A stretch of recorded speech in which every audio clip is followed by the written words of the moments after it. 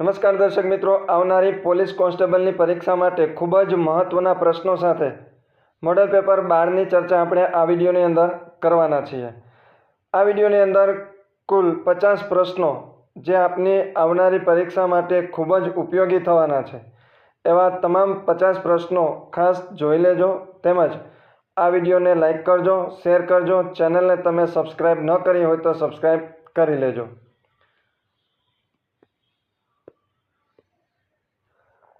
પ્રથમ પ્રશ્ન છે, જે પ્રક્રિયા દ્વારા તત્વ ઘન સ્વરૂપમાંથી સીધે સીધું વાયુ સ્વરૂપમાં ફેરવાય છે તેને શું કહેવાય? જે તત્વ ઘન સ્વરૂપમાંથી સીધે સીધું વાયુ સ્વરૂપમાં ફેરવાય છે તેને શું કહેવાય? તો એને કહેવાય ઉદ્ધ્વપતન। ઉદ્ધ્વપતન એટલે તત્વ છે એ ઘન સ્વરૂપમાંથી સીધે સીધું કયા સ્વરૂપમાં ફેરવાય છે? વાયુ સ્વરૂપમાં। એને આપણે શું કહેશું? ઉદ્ધ્વપતન। ત્યારબાદ સિનેમા યંત્રમાંથી ઉદ્ભવતા પ્રકાશના કિરણો પડદા ઉપર શા કારણે પહોળા પ્રસરે છે? જે સિનેમા યંત્ર હોય એમાંથી ઉદ્ભવતા જે પ્રકાશના કિરણો છે જે પડદા ઉપર પડે છે અને એ કિરણો છે એ પહોળા પ્રસરે છે, તો એને શું કહેવાય? તો એને કહેવાય વિવર્તન। શું કહેશું? વિવર્તન। તેમજ વરસાદના ટીપા શા કારણે ગોળાકાર હોય છે? વરસાદના જે ટીપા છે એ ગોળાકાર હોય છે, એનું કારણ શું? તો એનું કારણ હોય છે પૃષ્ઠતાણ। પૃષ્ઠતાણને કારણે વરસાદના જે ટીપા છે એ કેવા હોય છે? ગોળ હોય છે। માનવમાં લોહીના દબાણને કયા અંતઃસ્ત્રાવ નિયંત્રિત કરે છે? એટલે કે જે બ્લડ પ્રેશર છે એ બ્લડ પ્રેશર કયા અંતઃસ્ત્રાવથી નિયંત્રિત થાય છે? તો એ છે આલ્ડોસ્ટીરોન। આલ્ડોસ્ટીરોન નામનું જે અંતઃસ્ત્રાવ છે એના કારણે માનવની અંદર જે રહેલું લોહી છે એ લોહીના દબાણને છે એ નિયંત્રિત કરે છે।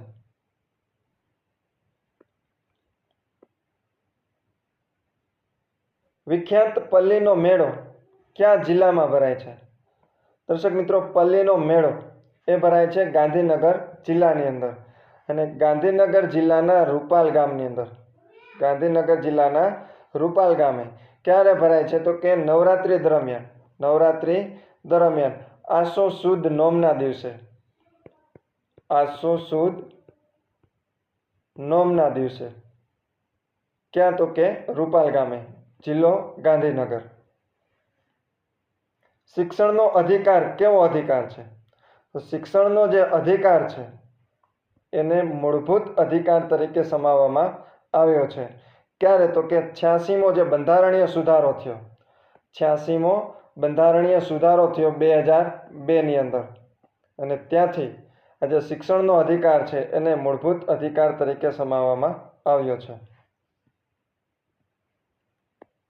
ત્યારબાદ વિભાગ 1માં ગુજરાતના કેટલાક પ્રસિદ્ધ તીર્થધામો અને વિભાગ 2ની અંદર એમના શહેરો આપ્યા છે, તો એ તીર્થધામો અને શહેરોને આપણે યોગ્ય રીતે જોડવાના છે।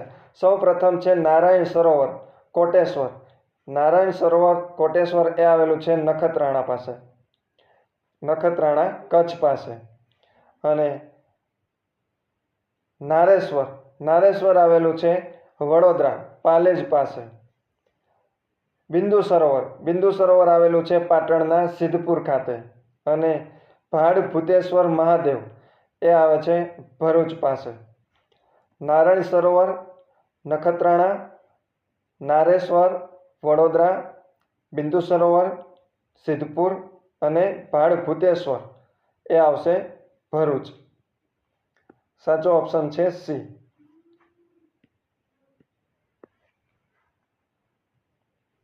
ત્યારબાદ યોગ્ય જોડકા જોડો। પ્રથમ આપ્યું છે નારદ, તો એની સામે આવશે સંગીત મકરંદ। નારદની સામે આવશે સંગીત મકરંદ।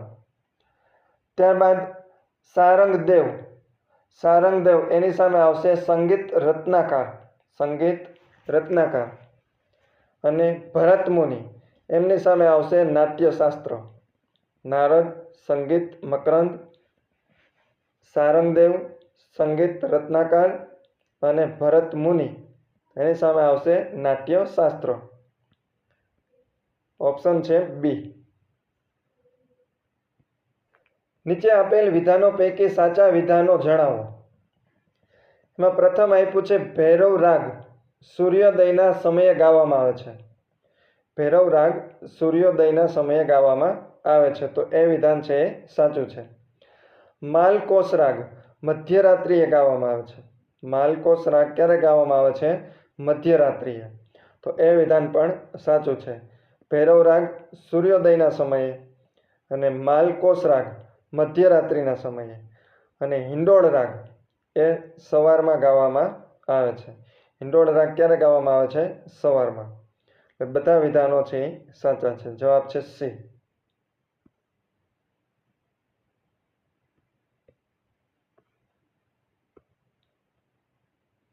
યોગ્ય વિધાનો જણાવો. પ્રથમ છે સોમનાથ મંદિર ચાલુક્ય શૈલીમાં બનાવવામાં આવેલ છે. સોમનાથ મંદિર છે એની શૈલી કઈ છે? તો કે ચાલુક્ય. પહેલું વિધાન સાચું છે. મોઢેરા સૂર્ય મંદિર મારું ગુર્જર શૈલીમાં બનાવવામાં આવેલ છે. જે મોઢેરાનું સૂર્ય મંદિર છે એ કઈ શૈલીમાં છે? તો કે મારું ગુર્જર. તો એ વિધાન પણ સાચું છે. અને ઉપરકોટની જે ગુફા છે એ ક્યાં આવેલી છે? જુનાગઢ. ઉપરકોટની ગુફાઓ પણ જુનાગઢની અંદર આવેલી છે. એટલે 3 વિધાન સાચા છે. જવાબ છે સી. આગળનો પ્રશ્ન છે નીચેના વિધાનો ધ્યાને લો. એટલે કે કયા વિધાનો છે એ સાચા છે? તો એમાં પ્રથમ છે ગુજરાતમાં ઉદ્ભવતી, ગુજરાતમાં વહેતી અને ગુજરાતની સૌથી મોટી નદી ભાદર છે. સૌથી મોટી નદી ગુજરાતમાં ઉદ્ભવતી અને ગુજરાતમાં જ વહેતી અને ગુજરાતની સૌથી મોટી નદી લાંબી નદી નહીં, ખાસ સમજો. ગુજરાતની સૌથી મોટી નદી કઈ છે? તો કે ભાદર નદી. એ વિધાન છે એ સાચું છે. બીજું, ગંગાની સૌથી મોટી સહાયક નદી યમુના છે, જે પ્રયાગરાજમાંથી મળે છે. ગંગાની સૌથી મોટી સહાયક નદી કઈ છે? યમુના. અને ક્યાં મળે છે? તો કે પ્રયાગરાજમાં. તો એ વિધાન પણ સાચું છે. દક્ષિણની ગંગા તરીકે ગોદાવરી નદીને ઓળખવામાં આવે છે. એટલે કે દક્ષિણની જે ગંગા છે એ કઈ નદીને કહેવામાં આવે છે? તો કે ગોદાવરી નદીને. ગોદાવરી નદીને દક્ષિણની ગંગા તરીકે ઓળખવામાં આવે છે. એ વિધાન પણ સાચું છે. અને ચોથું, બ્રહ્મપુત્રા નદી બાંગ્લાદેશમાં પ્રવેશતા તેને જમુના નામથી ઓળખવામાં આવે છે. જે બ્રહ્મપુત્રા નદી છે એ બાંગ્લાદેશમાં પ્રવેશતા એ કયા નામે ઓળખાય છે? જમુના નામે. એટલે એ વિધાન પણ સાચું છે. જવાબ છે ડી.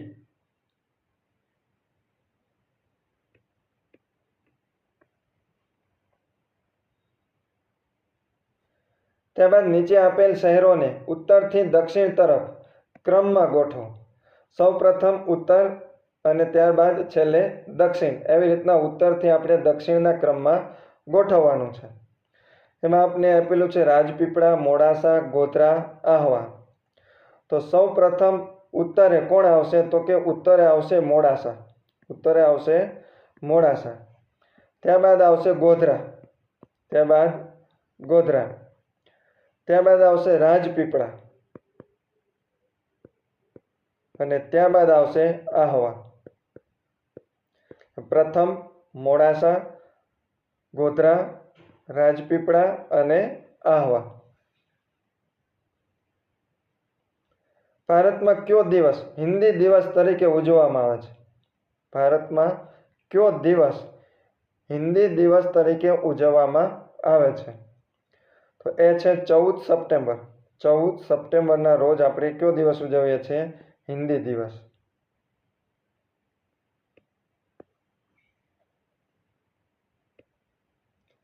ભારતમાં બંધારણ સભા દ્વારા હિન્દીને રાજભાષાનો દરજ્જો ક્યારે આપવામાં આવ્યો હતો? હિન્દી ભાષાને રાજભાષાનો દરજ્જો બંધારણ સભા દ્વારા ક્યારે આપવામાં આવ્યો? જવાબ છે સી, 14 સપ્ટેમ્બર 1949. 14 સપ્ટેમ્બર 1949ના દિવસે હિન્દી ભાષાને રાજભાષાનો દરજ્જો છે એ આપવામાં આવ્યો છે.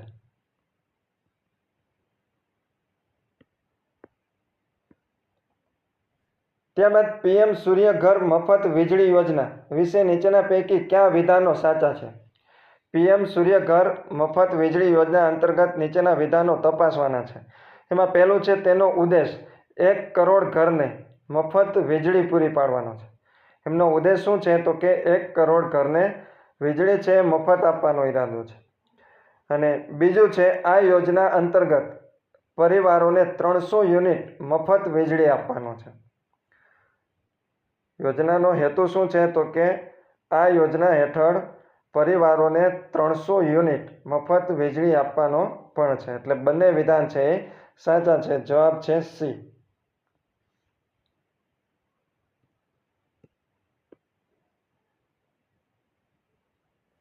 ત્યારબાદ તાજેતરમાં ઓલિમ્પિક એશિયાના પ્રમુખ તરીકે ચૂંટાયેલા પ્રથમ ભારતીય કોણ બન્યા? ઓલિમ્પિક એશિયાના પ્રમુખ તરીકે ચૂંટાયેલા પ્રથમ ભારતીય એ બન્યા છે શ્રી રણધીર સિંહ. જવાબ છે બી, શ્રી રણધીર સિંહ. નીચે આપેલ વિધાનો પૈકી સાચા વિધાનો જણાવો. નીચે આપેલ વિધાનો પૈકી સાચા વિધાનો જણાવો. એમાં પ્રથમ છે નિઘંટુ નામે આયુર્વેદના ગ્રંથની રચના કરનાર ધન્વંતરી હતા. નિઘંટુ નામે આયુર્વેદના ગ્રંથની રચના કરનાર કોણ હતા? તો કે ધન્વંતરી. પહેલું વિધાન છે એ સાચું છે. અને તેઓ ચંદ્રગુપ્ત વિક્રમાદિત્યના સમયમાં થઈ ગયા હતા. ધન્વંતરી છે કયા સમયમાં થઈ ગયા? તો કે ચંદ્રગુપ્ત વિક્રમાદિત્યના સમયમાં. એ બીજું વિધાન પણ સાચું છે.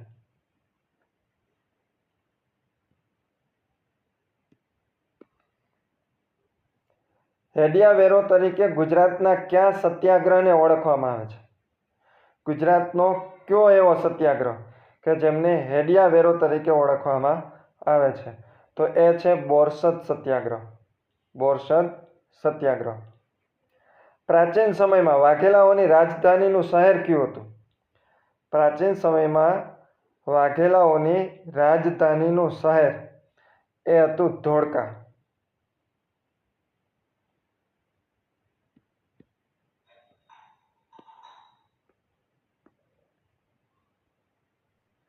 ત્યારબાદ કાળક્રમ મુજબ સાચો જવાબ જણાવો. એટલે કે જુદા જુદા જે આપણે રાજવંશોના નામ આપ્યા છે એને આપણે કાળક્રમ મુજબ ગોઠવવાના છે. તો એમાં પ્રથમ આવશે બિંબિસાર. પ્રથમ આવશે બિંબિસાર. ત્યારબાદ આવશે ધનાનંદ. ધનાનંદ. અને ધનાનંદને હરાવી જે મૌર્ય વંશની સ્થાપના કરનાર હતા એ હતા ગુપ્ત ચંદ્રગુપ્ત મૌર્ય. ચંદ્રગુપ્ત મૌર્ય. અને ત્યારબાદ આવશે સમુદ્રગુપ્ત. અને ત્યારબાદ આવશે છેલ્લે હર્ષવર્ધન. પ્રથમ આવશે બિંબિસાર, ત્યારબાદ આવશે ધનાનંદ, ત્યારબાદ આવશે ચંદ્રગુપ્ત, ત્યારબાદ સમુદ્રગુપ્ત અને ત્યારબાદ આવશે હર્ષવર્ધન.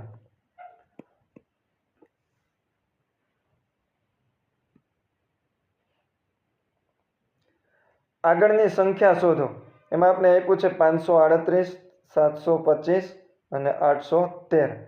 તો ત્યાર પછી કઈ સંખ્યા આવશે? અહીંયા ખાસ સમજો કઈ રીતના પ્રશ્ન બને છે. તો એમાં પ્રથમ આપ્યું છે 538. તો એમાં 5 અને 8ને આપણે જોડવાના છે. એટલે 5 + 8. 5 + 8 કરશું એટલે આવશે 13. અને 13માંથી આપણે 3ને બાદ કરવાના છે. 13માંથી 3ને બાદ કરશું એટલે આવશે 10. એવી જ રીતના 725. તો 7 અને 5ને આપણે જોડશું. 7 અને 5ને જોડશું તો આવશે 12. અને 12માંથી આપણે 2 બાદ કરશું તો આવશે 10. એવી જ રીતના 813. 8 અને 3ને જોડીએ. 8 અને 3ને જોડશું તો આવશે 11. અને 11માંથી 1 બાદ કરીએ. 11માંથી 1 બાદ કરીએ તો આવશે 10. તો આમાંથી હવે કઈ રકમ એવી છે કે જે બંધ બેસતી છે?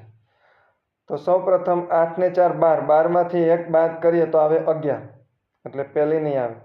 ત્યારબાદ 7 ને 2 9, 9માંથી 1 બાદ કરીએ તો આવે 8, બીજી પણ નહીં આવે. પછી 8 ને 3 11, 11માંથી 2 બાદ કરીએ તો આવશે 9, ત્રીજી પણ નહીં આવે. અને 9 ને 2 11, 11માંથી 1 બાદ કરીએ તો આવશે 10, એટલે આપણો ઓપ્શન કયો બની જશે? ડી. જવાબ આવશે 219. ત્યારબાદ પ્રાચીન ભારતીય પરંપરા અનુસાર ભારતમાં વસંત પંચમીને કોની ઉપાસના માટેનો શ્રેષ્ઠ દિવસ માનવામાં આવે છે? ભારતીય પ્રાચીન પરંપરા અનુસાર ભારતમાં જે વસંત પંચમી ઉજવવામાં આવે છે એ કોની ઉપાસના માટેનો શ્રેષ્ઠ દિવસ ગણવામાં આવે છે?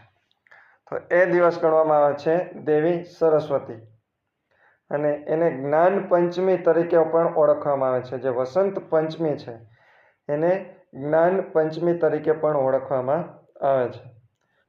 જળવાયુ કયા બે વાયુઓનું મિશ્રણ છે? જળવાયુ એ કયા બે વાયુઓનું મિશ્રણ છે? તો જવાબ છે કાર્બન મોનોક્સાઇડ અને હાઇડ્રોજન. કાર્બન મોનોક્સાઇડ અને હાઇડ્રોજન એ બે વાયુઓનું મિશ્રણ એટલે જળવાયુ. ભારતમાં 61માં બંધારણીય સુધારા દ્વારા લોકસભા અને વિધાનસભાની ચૂંટણીઓમાં મતાધિકારની ઉંમર 21 વર્ષથી ઘટાડીને 18 વર્ષ કરવામાં આવી. તો આ સુધારો છે કયા વર્ષથી અમલમાં આવ્યો? ભારતમાં જે 61મો બંધારણીય સુધારો થયો એ 61માં બંધારણીય સુધારો દ્વારા 21 વર્ષથી ઘટાડીને 18 વર્ષ કરવામાં આવ્યો મતાધિકાર. તો એક સુધારો છે ક્યારે અમલમાં આવ્યો? એ સુધારો અમલમાં આવ્યો 1988માં.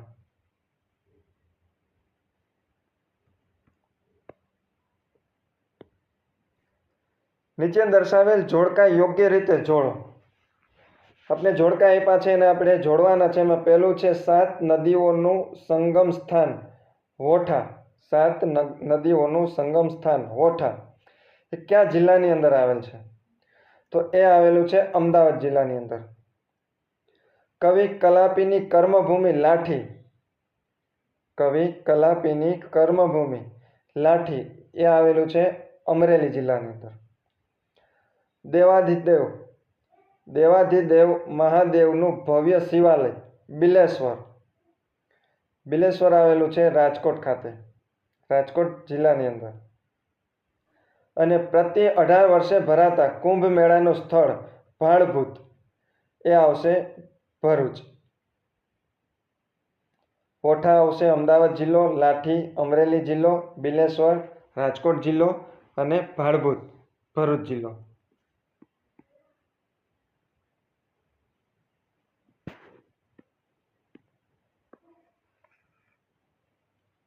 ત્યારબાદ નીચેના જોડકા આપણે જોડવાના છે. એમાં પ્રથમ છે સમાનતાનો હક. સમાનતાનો હક ક્યાં અનુચ્છેદ ઉપર મળે છે? તો કે સમાનતાનો હક છે આવશે અનુચ્છેદ નંબર 14. શોષણ સામેનો હક. શોષણ સામેનો જે હક છે એ મળશે અનુચ્છેદ નંબર 23. ત્યારબાદ સંસ્કારિક અને શૈક્ષણિક હક. સંસ્કારિક અને શૈક્ષણિક હક એ મળે છે અનુચ્છેદ નંબર 29. અને ધર્મ સ્વતંત્રતાનો હક. ધર્મ સ્વતંત્રતાનો હક આવશે અનુચ્છેદ નંબર 25.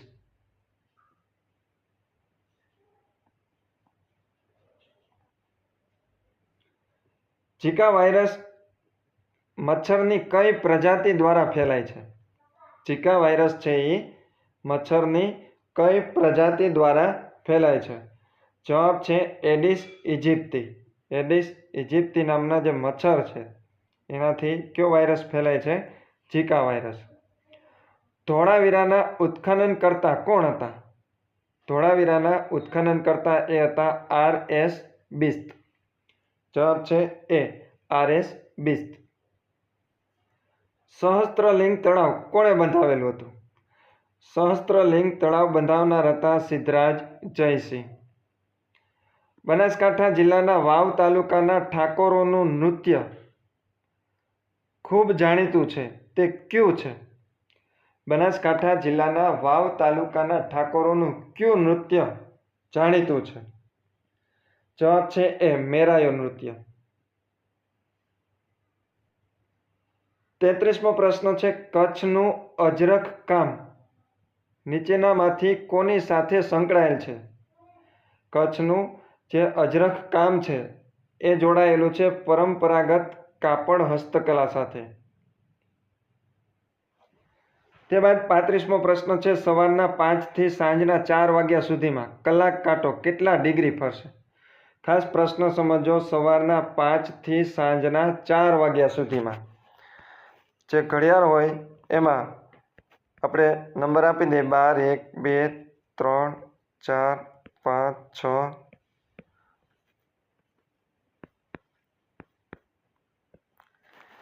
ક્યારથી ક્યાં સુધી? તો કે સવારના 5 થી કયો કાંટો? તો કલાક કાંટો. સવારના 5 થી સાંજના 4 વાગ્યા સુધી. સાંજના 4 વાગ્યા સુધી એટલે આ ડિગ્રી આપણે માપવાની છે, અંદરની નહીં. 4 થી 5 નહીં, પરંતુ 5 થી 4. તો 2 અંક વચ્ચે જે ડિગ્રી બને છે 12 થી 1 30 ડિગ્રી, 1 થી 2 30 ડિગ્રી, એવી જ રીતના 4 થી 5 કેટલા ડિગ્રી બનશે?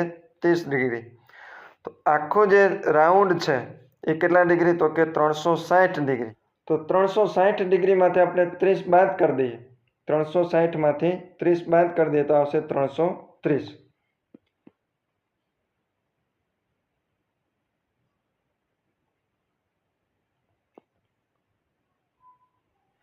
ત્યારબાદ નફો અને ખોટને લગતો પ્રશ્ન છે. એક વસ્તુને 240માં વેચતા 10% ખોટ જાય છે.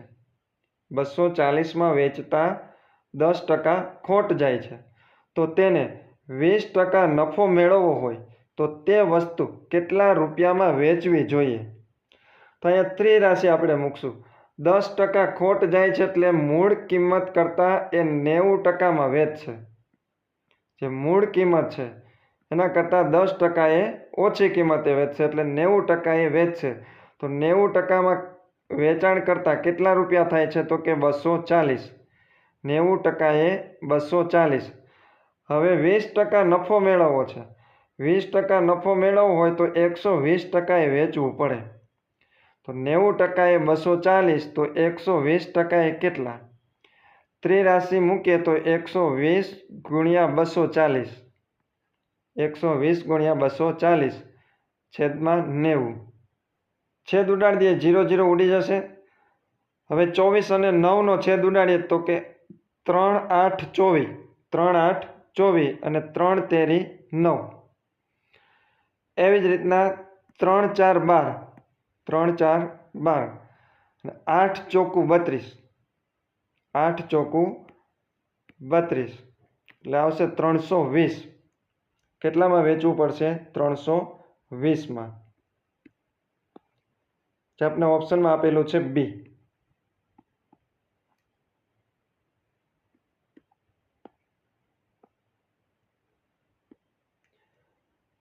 બે 2011ની વસ્તી ગણતરી મુજબ ઉતરતા ક્રમમાં ભારતમાં સૌથી વધુ વસ્તી ધરાવતા 3 રાજ્યો ક્યાં છે? 2011ની વસ્તી ગણતરી મુજબ ઉતરતા ક્રમમાં ભારતમાં સૌથી વધુ વસ્તી ધરાવતા રાજ્યો એ ક્યાં છે? તો એ છે ઉત્તર પ્રદેશ, ત્યારબાદ મહારાષ્ટ્ર અને ત્યારબાદ આવશે બિહાર. પ્રથમ ક્રમે આવશે ઉત્તર પ્રદેશ, ત્યારબાદ મહારાષ્ટ્ર અને ત્યારબાદ આવશે બિહાર.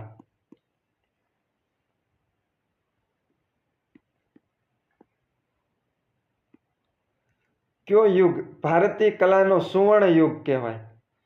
ભારતીય કલાનો સુવર્ણ યુગ તો એ છે ગુપ્ત યુગ. ગુપ્ત યુગને ભારતીય કલાનો સુવર્ણ યુગ તરીકે ઓળખવામાં આવે છે.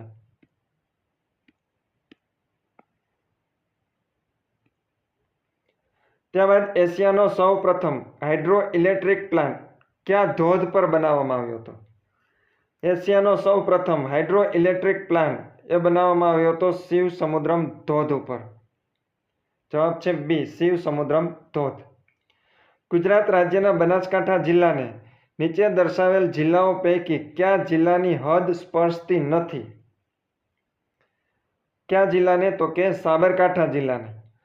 સાબરકાંઠા જિલ્લાને કયા જિલ્લાની હદ સ્પર્શતી નથી?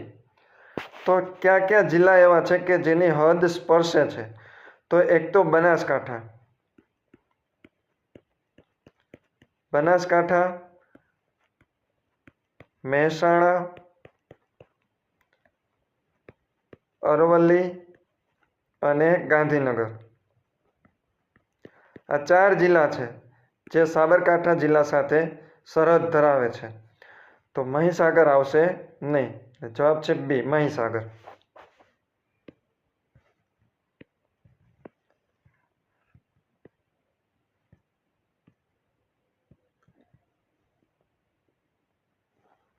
ત્યારબાદ નીચેનામાંથી કોને અલગારી કવિ તરીકેનું બિરુદ મળ્યું છે? અલગારી કવિ તરીકે કયા કવિને ઓળખવામાં આવે છે અથવા તો એને એવું બિરુદ મળેલું છે અલગારી કવિ તરીકેનું? તો એ છે મકરંદ દવે.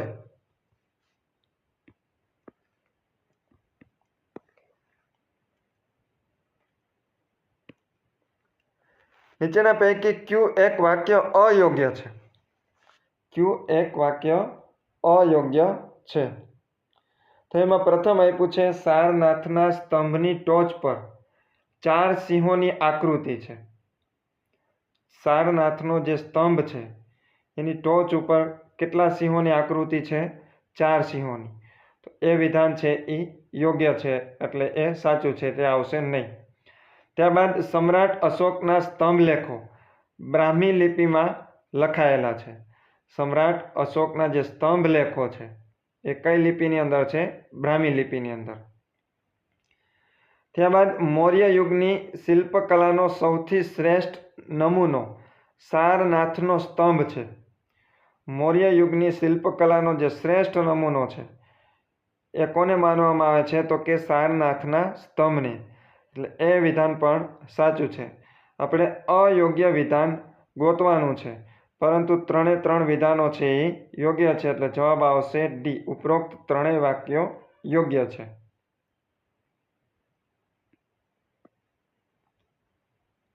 ત્યારબાદ સિદ્ધપુરનું જૂનું નામ શું હતું? સિદ્ધપુરનું જૂનું નામ હતું શ્રીસ્થલ. કુડનકુલમ અણુ વિદ્યુત યોજના કયા રાજ્યમાં આવેલી છે? કુડનકુલમ અણુ વિદ્યુત યોજના એ આવેલી છે તમિલનાડુ રાજ્યની અંદર. જવાબ છે બી, તમિલનાડુ.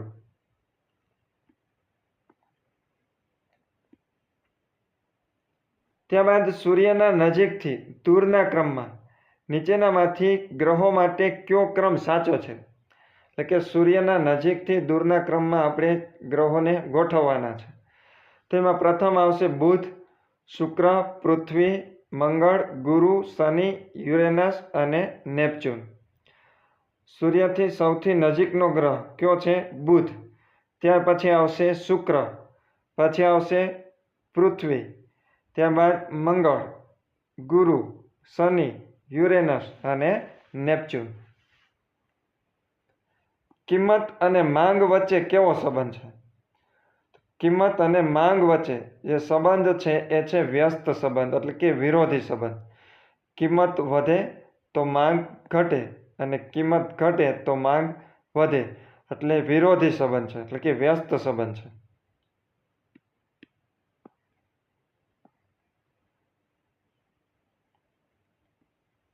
તેમજ 1793ના કોર્નવોલિસ કોડ દ્વારા નીચેનામાંથી કયા કાર્યો કલેક્ટર કચેરીમાંથી લઈ લેવામાં આવ્યા? 1793ના જે કોર્નવોલિસ કોડનો જે કાયદો છે એ મુજબ કયા કાર્યો છે એ કલેક્ટર કચેરીમાંથી લઈ લેવામાં આવ્યા? તો એ કાર્ય છે ન્યાયિક કાર્યો. ન્યાયિક કાર્યો છે એ કલેક્ટર કચેરી પાસેથી લઈ લેવામાં આવ્યા.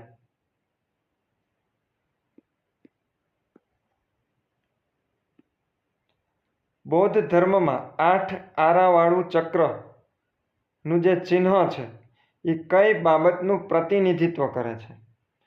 બૌદ્ધ ધર્મની અંદર 8 આરાવાળું ચક્રનું નું ચિહ્ન કઈ બાબતનું પ્રતિનિધિત્વ કરે છે? જવાબ છે આર્ય અષ્ટાંગિક માર્ગ. આર્ય અષ્ટાંગિક માર્ગ.